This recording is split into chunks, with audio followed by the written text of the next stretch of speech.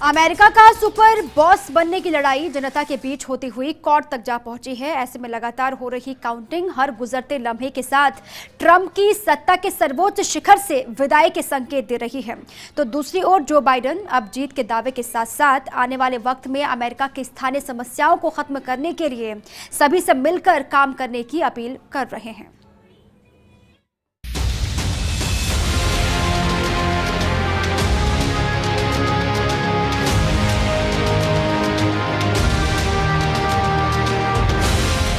Boss की super war.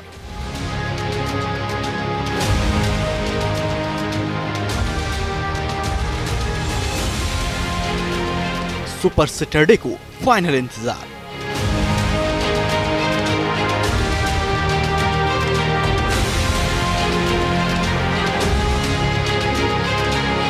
Biden ने किया जीत का दावा।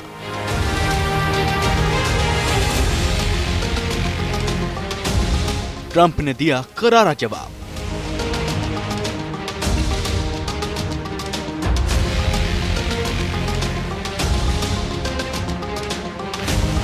राष्ट्रपति बाइडेन या ट्रंप, सवाल बरकरार।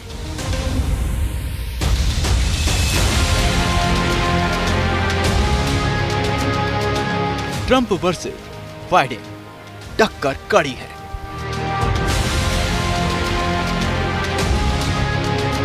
अमेरिका में सुपर बॉस की सुपर पावर हासिल करने के लिए जो बाइडेन और ट्रंप के बीच टक्कर कड़ी है और दोनों ओर से दावे और धमकियों के बीच सुपर वॉर फाइनल डेस्टिनेशन पर पहुंचने वाली है।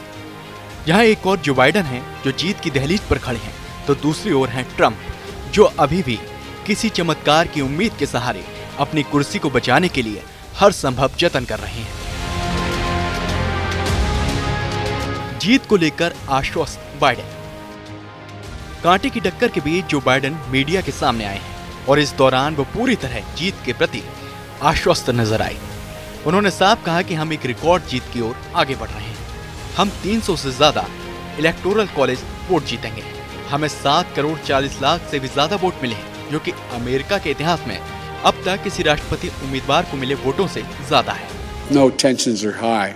They can be high after a tough election, one like we've had. But we need to remember, we have to remain calm, patient. Let the process work out as we count all the votes. You know, we're proving again what we've proved for 244 years in this country. Democracy works. Your vote will be counted. I don't care how hard people try to stop it.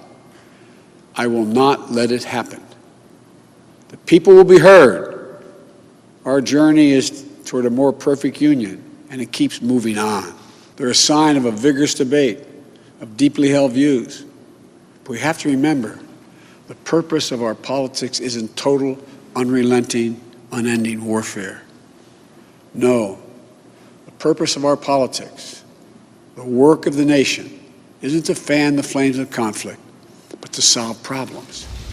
वहीं Joe Biden अपने भाषण के दौरान देश की एकता की बात करते दिखे। उन्होंने कहा कि अब वक्त है राजनीति से इस कड़वाहट को हटाकर एक दूसरे के साथ शालीनता से पेश आने का। उन्होंने ट्रंप का नाम लिए बगैर कहा, हम विरोधी हो सकते हैं लेकिन हम दुश्मन नहीं हैं। ट्रंप के बाद जारी है। तो दूसरी ओर ट्रंप अपने रुख पर कायम है और ट्रंप के हार स्वीकार करने के आसार हाल फिलहाल नजर नहीं आ रहे हैं, जिसकी वानगी उनके ट्वीट में साफ तौर पर देखने को मिली है। ट्रंप ने ट्वीट कर कहा है कि जो बाइडेन को गलत तरीके से राष्ट्रपति पद का दावा नहीं करना चाहिए। मैं भी ये दावा कर सकता हूँ, कानूनी प्रक्रिया शुरू हो रही है। दरअसल ट्रंप बिना किसी सबूत के चुनाव में धांधली के आरोप लगा रहे हैं, जिसकी वजह से उनकी पार्टी के ही कुछ नेताओं को भी कहना पड़ा है कि अब भाषणबाजी को थोड़ा नर्म करना चाहिए। जबकि व्हाइट हाउस के अधिकारियों के मुताबिक डोनाल्ड ट्रंप गुस्से और निराशा से भरे हुए हैं, क्योंकि उनके बहुत कम सहयोगी उनके समर्थन में टीवी या सड़कों पर दिखाई दे रहे हैं। बयानबाजी के बीच जॉर्जिया में जहां दोनों नेताओं के बीच कांटे की टक्कर है, वहीं वोटों में काफी कम अंतर होने के चलते दोबारा काउंटिंग कराने का फैसला भी लिया गया है। चुनाव अधिकारियों का कहना है कि वो 16 इलेक्टोरल कॉलेज वाले जॉर्जिया में मतों की दोबारा गिनती करवाएंगे, लेकिन इस स्टेज पर यह बात स्पष्ट है कि आने वाले दिनों में अमेरिकी राष्ट्रपति चुनाव के लिए जॉर्जिया अहम राज्य साबित हो सकता है। पेंसिल्वेनिया में बाइडेन ट्रंप के बीच फासला बढ़ा। पेंसिल्वेनिया में डेमोक्रेटिक पार्टी के उम्मीदवार जो बाइडेन और रिपब्लिकन पार्टी के उम्मीदवार डोनाल्ड ट्रंप के बीच वोटों का अंतर बढ़ता जा रहा है। जहां एक दो दिन पहले ट्रंप यहां आगे चल रहे थे, लेकिन पोस्टल वोटों की गिनती शुरू होने के बाद यहां वो पिछड़ते दिख रहे हैं। बाइडेन अब ट्रंप पर बढ़त बनाते दिख रहे हैं। वहीं एरिजोना, नेवाडा और जॉर्जिया में भी बाइडेन मजबूत स्थिति में दिख रहे हैं। Bureau report, first India news. भले ही औपचारिक ऐलान बाकी है, लेकिन सुपर पावर का सुपर बॉस कौन होगा, इसका रास्ता लगभग साफ हो चुका है। डोनाल्ड ट्रंप के रुख से साफ है कि वो इसे कानूनी दांवपेच में फंसा देना चाहते हैं, लेकिन उनके मंसूबे कितने कामयाब होंगे कहना बेहद मुश्किल है। ट्रंप अगर अड़ते हैं तो क्या होगा? हारने के बाद वो सत्ता से हटेंगे या फिर हटाए जाएंगे? हमारी इस रिपोर्ट में आपको दिखाते हैं।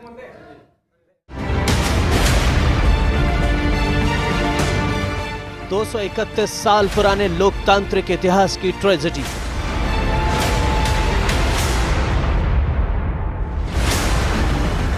सबसे नाटकीय मोड़ पर अमेरिकी चुनाव।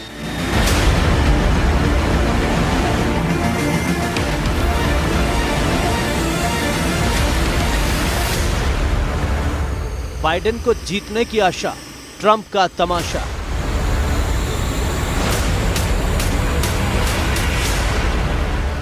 ट्रंप के रुख से राजनीति के जानकार हैरान।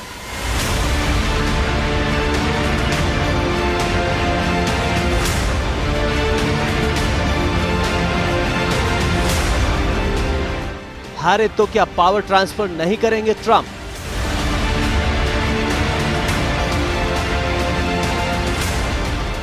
यह सवाल फिजाओं में तैर रहा है कि क्या हारे तो ट्रंप सत्ता ट्रांसफर नहीं करेंगे? अगर ट्रंप ने हारने के बावजूद व्हाइट हाउस छोड़ने से मना कर दिया तो क्या होगा? क्या अमेरिका में जनादेश को दरकिनार करना संभव है? दुनिया के सबसे बड़े लोकतंत्र में चुनाव पर सबसे बड़ा विवाद क्यों है? ऐसे तमाम सवाल आज दुनिया भर के लोगों के मन में कौंध रहे हैं।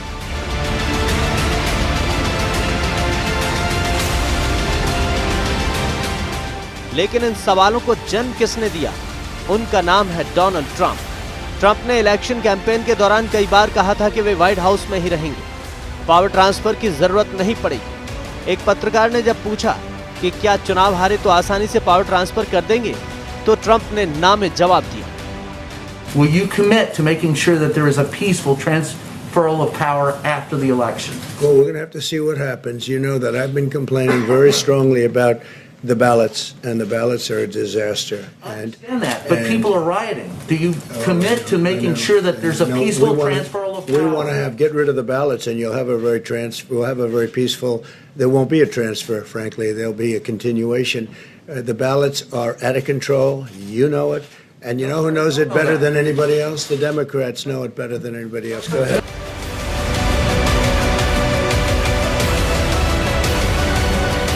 ट्रंप के रुख को लेकर अमेरिका में भी जानकार चौंक गए हैं। ट्रंप लगातार आरोप लगा रहे हैं कि अगर सही चुनाव होता तो वे ही जीतते, और चुनाव में धांधली की वजह से उनके हारने के आसार बने हैं और वे इसे नहीं मानते। If you count the legal votes, I easily win.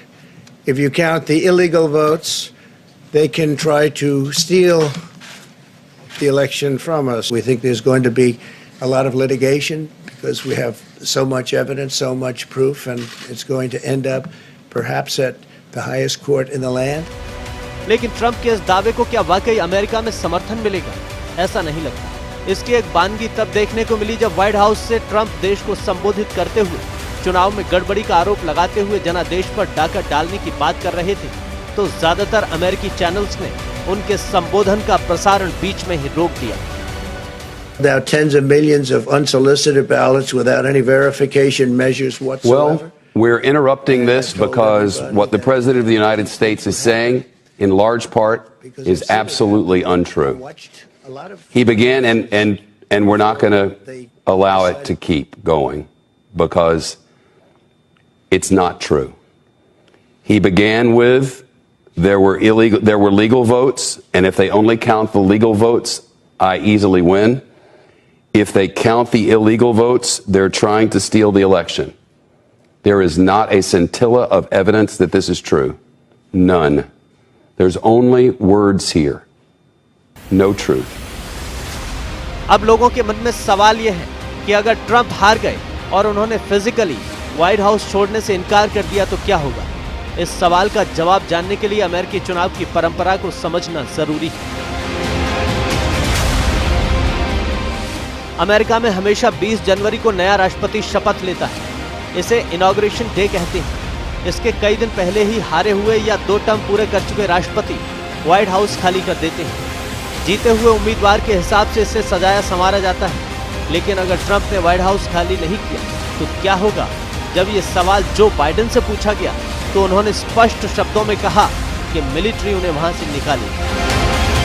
Biden ने कहा, हाँ ये बिल्कुल हो सकता है, लेकिन अगर ऐसा होता है तो मिलिट्री उन्हें वहां से जबरदस्ती बाहर निकाल दी। उधर सेना इस मामले से खुद को दूर रखना चाहती है। Chairman of joint chiefs of staff general mark मिले का बयान इस ओर इशारा कर रहा है। उन्होंने कहा कि हम कभी नहीं चाहेंगे कि मिलिट्री का इस्तेमाल चुनावी मामले निपटाने के लिए किया जाए। अगर ऐसा होता है तो कोर्ट्स और यूएस कांग्रेस इसका हल निकालेंगे। आर्मी का इसमें क्या रोल है? डोनाल्ड ट्रंप के संभावित मूव को लेकर चर्चा इसलिए भी ज्यादा है क्योंकि अमेरिकी इतिहास में कभी ऐसी परिस्थिति नहीं बनी।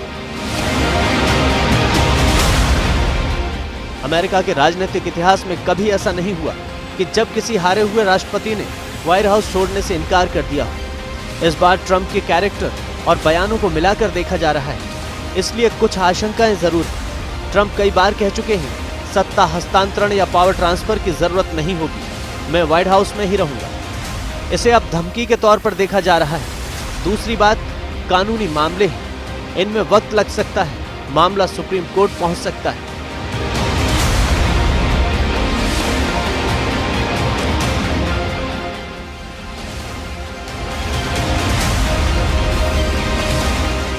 राष्ट्रपति बनने के लिए ट्रंप या बाइडेन को पॉपुलर वोट जीतने की जरूरत नहीं है, बल्कि प्रत्याशियों को राष्ट्रपति बनने के लिए इलेक्टोरल कॉलेज में जीत हासिल करना जरूरी होता है, जिसके लिए जद्दोजहद जारी है और सभी की नजर है डोनाल्ड ट्रंप के कदम पर कि वो अगर हारे तो सत्ता किस तरह हस्तांतरित करेंगे। Bureau report, first India news.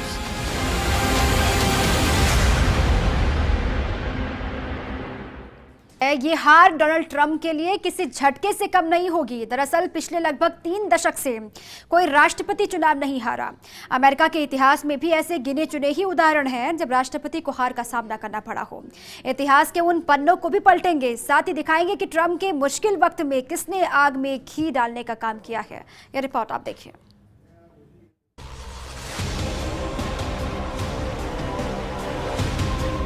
Donald Trump के चेहरे के बदलते भाव और उनमें दिख रही हड़बड़ी बता रही है कि उन्हें अपनी हार का अंदेशा हो गया है। राष्ट्रपति चुनाव में मन माफिक सफलता नहीं मिलने पर डोनाल्ड ट्रंप का गुस्सा बढ़ता जा रहा है और वो चुनाव को कोर्ट में चुनौती दे रहे हैं।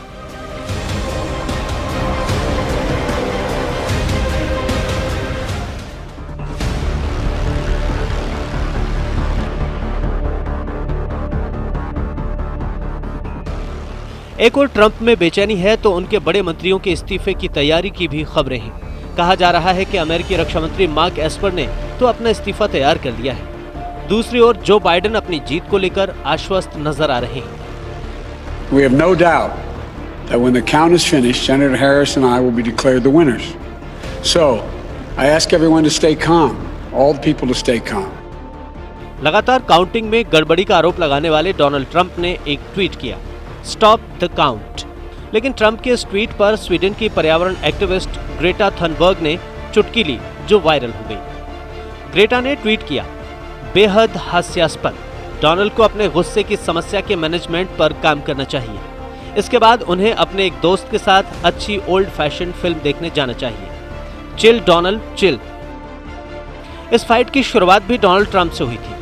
पर्यावरण एक्टिविस्ट ग्रेटा थनबर्ग को टाइम के पर्सन ऑफ द ईयर चुने जाने के बाद दुनिया भर से बधाइयां मिली, लेकिन विश्व के सबसे ताकतवर नेताओं में शुमार अमेरिकी राष्ट्रपति को ग्रेटा की ये उपलब्धि पसंद नहीं आई और उन्होंने ग्रेटा को गुस्से पर काबू करने की नसीहत कुछ इसी अंदाज में दी थी।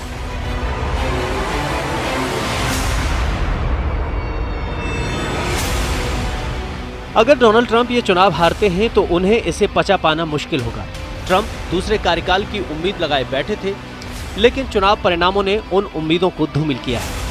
असल में इतिहास पर नजर डालें तो ज्यादातर राष्ट्रपतियों ने दोबारा चुनाव जीता।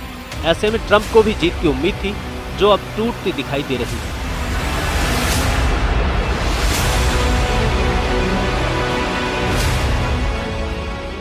डोनाल्ड ट्रंप 2016 में अमेरिका के राष्ट्रपति बने थे और अब वो एक बार फिर इस कुर्सी के लिए चुनाव मैदान में उतरे हैं। इस बार अमेरिकी राष्ट्रपति चुनाव में कोरोना वायरस भी एक मुद्दा रहा है।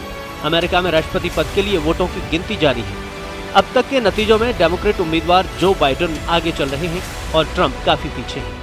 अगर अमेरिकी राष्ट्रपति डोनाल्ड ट्रंप लगातार दूसरे कार्यकाल के लिए चुनाव जीतने में विफल रहते हैं तो वे पिछले 3 दशक में ऐसे पहले राष्ट्रपति होंगे जो राष्ट्रपति रहते हुए अगला चुनाव हार गए। 3 दशक से कोई अमेरिकी राष्ट्रपति अगला चुनाव नहीं हारा। 1992 में जॉर्ज H.W. बुश अपना दूसरा कार्यकाल नहीं जीत पाए थे। उनके बाद bill Clinton, George W. Bush junior और बराक ओबामा दोबारा चुने गए। पिछले 100 साल में केवल 4 राष्ट्रपति ऐसे हैं जो लगातार दूसरे कार्यकाल के लिए चुनाव हारे हैं। दूसरे कार्यकाल के लिए चुनाव हारने वाले अमेरिकी राष्ट्रपतियों की बात करें तो इनमें नाम आता है जॉर्ज H.W. बुश का। 1992 के राष्ट्रपति चुनाव ने अमेरिका में 1967 से शुरू हुए रिपब्लिकन पार्टी के लंबी अवधि के शासन को शिकस्त दी थी। बुश की स्वीकार्यता रेटिंग 89% थी और उनके दोबारा जीते जाने को निश्चित माना जा रहा था। लेकिन बिल क्लिंटन ने 43% लोकप्रिय वोट के साथ 370 इलेक्टोरल कॉलेज भी जीते और बुश हार गए। अब बात जिमी कार्टर की। डेमोक्रेट जिमी कार्टर 1980 के अमेरिकी चुनाव में रिपब्लिकन रोनाल्ड रीगन से हार गए। रीगन के लिए ये एक शानदार जीत थी क्योंकि उन्होंने लोकप्रिय वोट का 50.7% जीता था। 2016 में 70 वर्षीय डोनाल्ड ट्रंप के राष्ट्रपति चुने जाने से पहले तब 69 वर्षीय रीगन सबसे उम्रदराज राष्ट्रपति थे। अब बात जेरोल्ड फोर्ड की। 1976 में Republican Gerald Rudolph Ford Democrat Jimmy Carter से हार गए। जब 1974 में वाटरगेट घोटाले के बाद राष्ट्रपति रिचर्ड निक्सन ने इस्तीफा दे दिया तो उपराष्ट्रपति फोर्ड को राष्ट्रपति बनाया गया। इस तरह वो अकेले ऐसे राष्ट्रपति बने जो इलेक्टोरल कॉलेज द्वारा नहीं चुने गए थे। अब बात हर्बर्ट हूवर की। रिपब्लिकन हर्बर्ट हूवर को 1932 में डेमोक्रेटिक फ्रैंकलिन डी रूजवेल्ट द्वारा हराया गया। ये रूजवेल्ट के लिए एक शानदार जीत थी क्योंकि चुनाव महामंदी के दौर में हुआ था।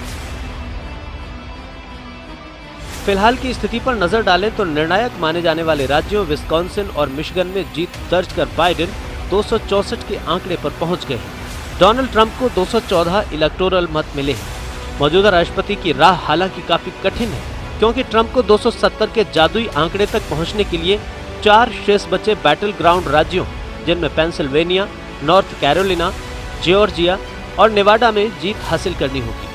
बैटल ग्राउंड राज्य उन राज्यों को कहा जाता है जहां रुझान स्पष्ट नहीं होता।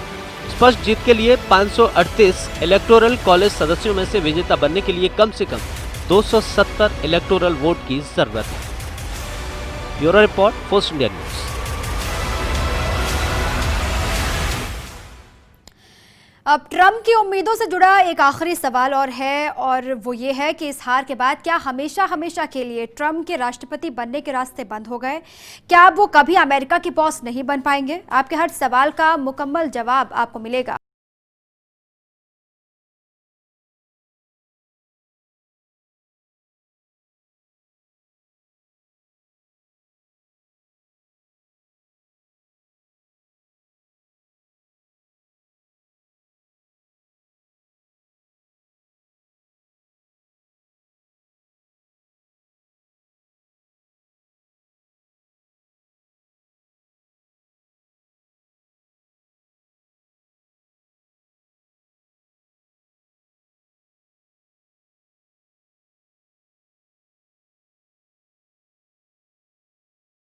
व्यक्ति 2 बार से ज्यादा राष्ट्रपति नहीं रह सकता और कोई व्यक्ति कितनी बार राष्ट्रपति चुनाव लड़ सकता है इसका संविधान में उल्लेख नहीं है। फिलहाल जो हालात हैं उसके हिसाब से अगर ट्रंप हारते हैं तो तीसरी बार भी चुनाव लड़ सकते हैं।